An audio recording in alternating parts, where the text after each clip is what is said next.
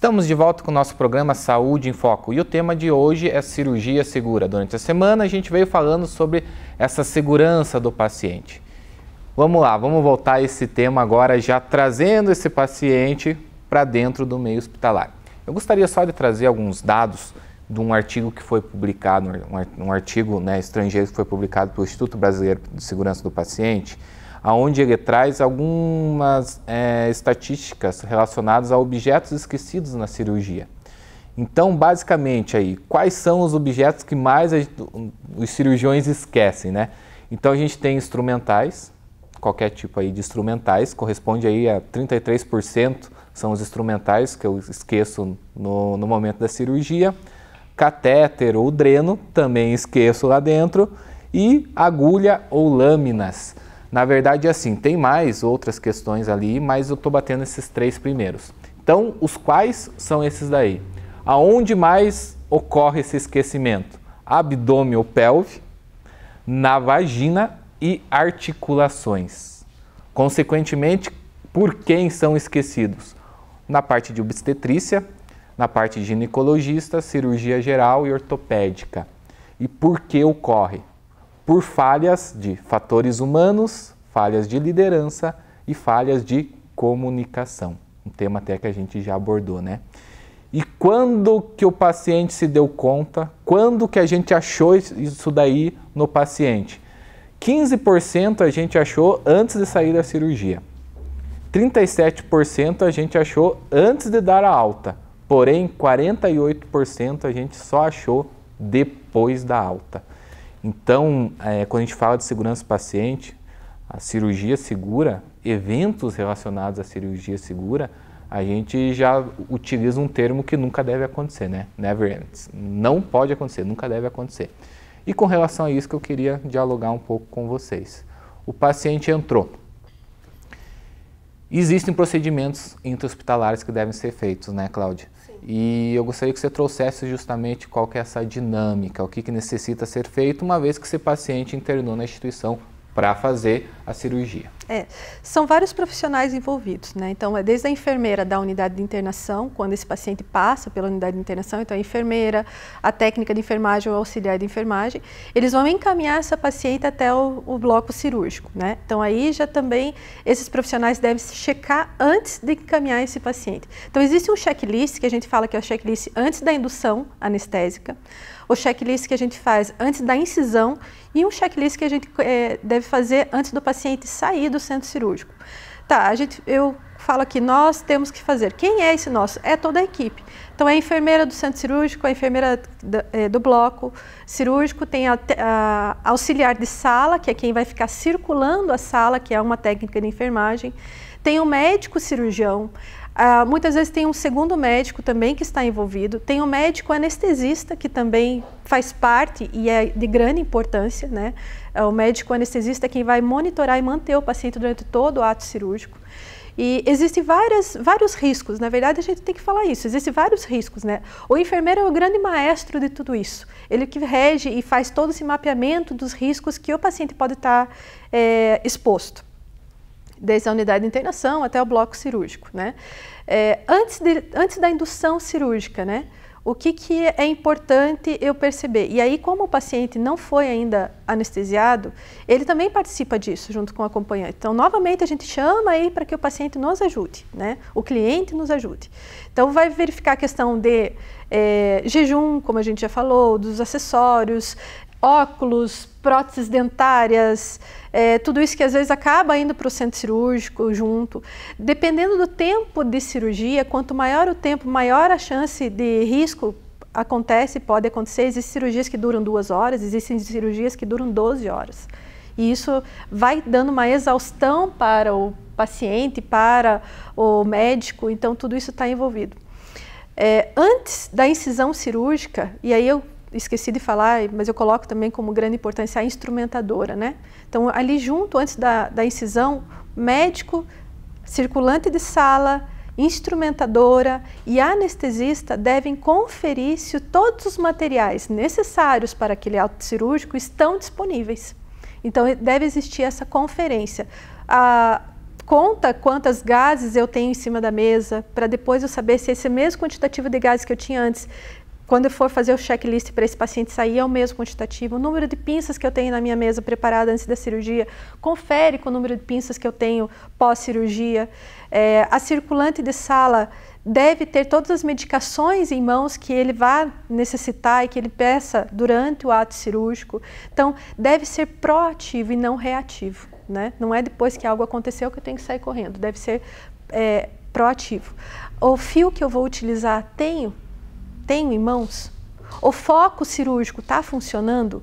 Se eu utilizo o microscópio, tem que testar o microscópio antes.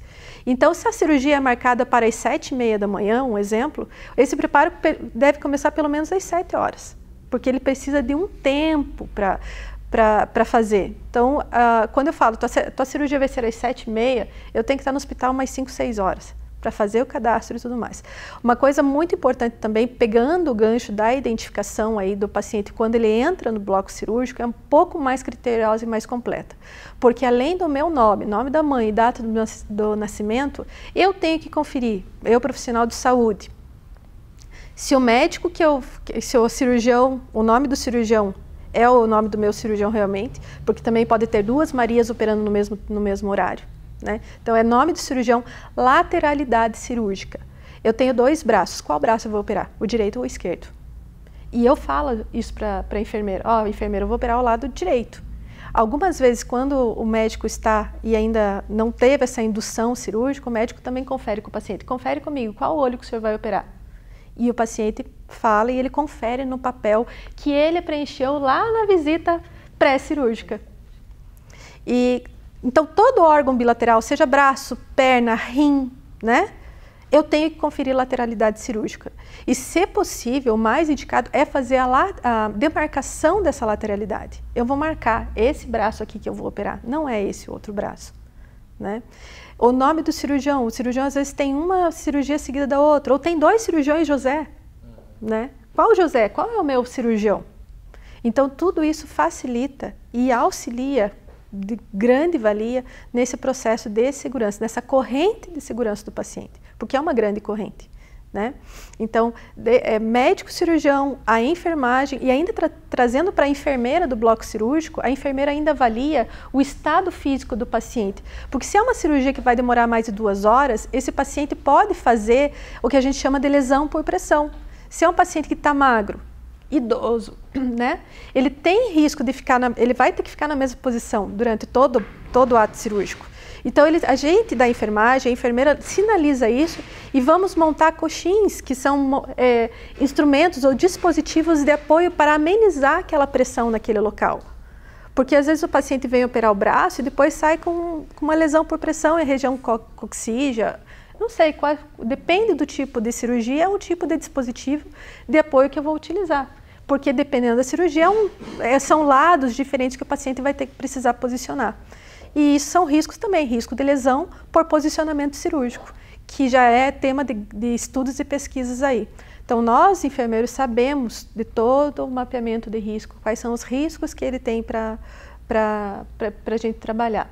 Existem estudos que apontam que o simples fato, que não é tão simples assim na prática diária, né, do profissional, de nós profissionais cumprirmos esse checklist de antes da indução, antes da incisão e após o paciente e antes do paciente sair da sala cirúrgica, diminui efetivamente o risco de complicações e mortes relacionado ao ato cirúrgico, né? Só que isso precisa do envolvimento de toda a equipe, não é apenas da enfermagem, não é apenas do cirurgião, não é apenas do anestesista, da instrumentadora, somos uma equipe. E o paciente precisa compreender essa complexidade. E muitos pacientes vão para a cirurgia e eles falam, eu estou com medo, porque não conhecem essa complexidade, né? Então, eu conversar com o paciente também antes de levar ele e falar assim, estamos fazendo tudo o que for possível, confira comigo. Talvez isso amenize a ansiedade e o medo desse paciente. E como você falou, a gente percebe que são vários momentos, né?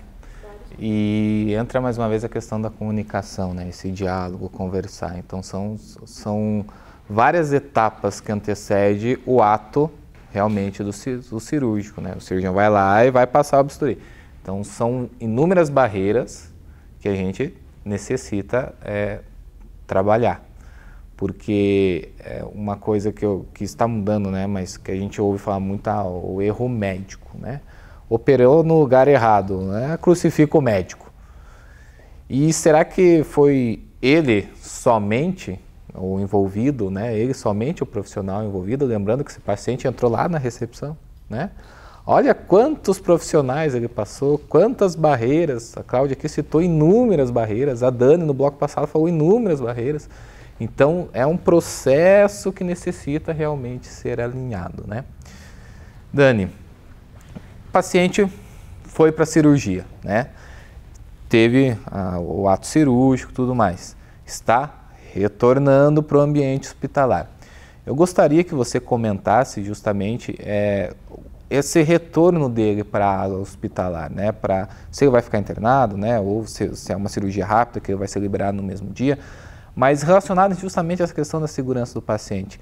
E às vezes, quais são as coisas importantes para a gente, como paciente, né, começar a perceber minimamente, nossa, deixa eu dar uma olhadinha aqui, como aqui está tudo ok, a cirurgia está no lado certo, não está. Eu queria que você trouxesse também essa dinâmica do pós, né, operatório. Então, o pós-operatório começa pós-operatório imediato, já o paciente saindo ali da sala cirúrgica, indo para uma recuperação pós-anestésica, onde ele vai acordar numa sala de recuperação pós-anestésica, e ali ele vai começar a voltar e a sentir dor, muitas vezes começa a voltar da anestesia, pode sentir um pouco de dor, e é importante que a equipe esteja sempre de olho nesse paciente, porque após ele voltar dessa sedação, o paciente pode ter uma agitação, então ter o cuidado para o paciente não cair de uma maca, é extremamente importante essa observação. O paciente saindo e voltando para a unidade de internação, para o leito lá, é importante que sempre que possível a campainha esteja próxima desse paciente, para que se ele sentir dor, tiver alguma necessidade, ele consiga chamar a equipe de apoio. Muitas vezes o paciente logo no pós-operatório ele não vai poder ingerir nenhum alimento imediato ou tomar água imediatamente e o paciente sente muita sede no pós-operatório. Então é importante essa orientação do paciente para que o porquê que ele não vai poder tomar água, porque ele pode, como a Cláudia falou, pode broncoaspirar. Então, levar uma pneumonia por uma broncoaspiração desse paciente por ele tomar água no pós-operatório. Muitas vezes ele não vai poder levar a cabeceira do paciente, colocar um travesseiro abaixo, dependendo do tipo de anestesia que ele tomou, dependendo do tipo de cirurgia que esse paciente tomou. E no pós-operatório ele pode ficar aí 1, 2, 3 dias ou até mais tempo internado. Então, se puder ter um acompanhante, o acompanhante ajudar esse paciente, não levantar se não tiver ainda orientação de levantar do leito. Muitos pacientes pós-operatórios, eles sofrem queda porque eles acabam levantando antes de voltar da anestesia ou ainda não tem a habilidade ainda para levantar do leito, quer ir no banheiro e ainda não consegue ir no banheiro. Então, são cuidados que tem que ter com esse paciente no pós-operatório e no dia a dia, o principal cuidado que a gente tem que ter com o paciente no pós-operatório também é a higienização das mãos, quando vai ter o cuidado ali com a ferida operatória. Então, são cuidados que a gente tem que estar no enfoque ali. Eu acho que ficou bem claro para o telespectador, né? O antes, o durante e o após. E também tem algumas coisas que é interessante a gente passar para o telespectador dar uma olhadinha com relação a algumas dicas que uma cartilha da Anvisa ela traz específico para o acompanhante e para o paciente. Então, essa cartilha vai aparecer para vocês agora aí, essas dicas, mas é basicamente tudo que a gente já falou, né? Informe-se sobre cirurgia anteriores, anestesia, medicamento que usa. Informe-o sobre se estiver grávida ou amamentando. Informe-o sobre suas condições de saúde, alergia, diabetes, problemas respiratórios, pressão alta, ansiedade. Faça perguntas relacionadas à duração da cirurgia e duração prevista no hospital. Solicite instruções sobre higiene. Pergunte como a sua dor vai ser tratada. Pergunte sobre as restrições de líquidos ou alimentos. Pergunte o que você deve evitar antes da cirurgia. Pergunte sobre possíveis complicações da cirurgia. Peça informações sobre o consentimento cirúrgico antes da assinatura. Certifique-se de que o local é o local correto, né? E logo após, e já finalizando, Sempre que tiver algum sangramento, informe o profissional de saúde sobre esse sangramento. Se você está com alguma dificuldade para respirar, se você está com dor, se manifestou febre, pergunte o que você pode fazer para minimizar essas infecções. Pergunte quando poderá se alimentar e beber líquidos também. Pergunte quando você pode retornar às atividades normais. É uma coisa importante, né? Porque daí no outro dia já está fazendo tudo, né? Mas perguntar quando você pode retornar às atividades normais, tais quais como caminhar, tomar banho, levantar objetos pesados, dirigir, ter atividade sexual, etc. Pergunte o que você deve evitar depois da cirurgia. Pergunte sobre a retirada de pontos e curativos. Pergunte sobre quaisquer potenciais efeitos colaterais desses medicamentos que serão prescritos. E, por fim, pergunte quanto será o seu retorno. Olha o banco de pergunta que a gente tem e o banco de pergunta que você pode fazer. Fica a dica, já anota aí, caso você esteja aí aguardando alguma cirurgia. Esse é o empoderamento do paciente, né? Você dá poder para o paciente para garantir a sua própria segurança. E é importante o profissional de saúde envolver o familiar e o paciente no cuidado para prevenir aí os incidentes. Então, eu gostaria de agradecer mais uma vez, Cláudia, mais uma vez, Dani, por compartilhar um pouco desse conhecimento conosco nesse tema tão abrangente. Isso que a Dani falou é fantástico, é o empoderamento do paciente e é trazê-lo para dentro da instituição, não só de corpo presente, né? Não somente fisicamente, né? É trazê-lo para compartilhar as decisões, né? Eu sonho um dia, eu creio que todos aqui compartilham esse mesmo sonho, onde o paciente realmente esteja sentado junto, né?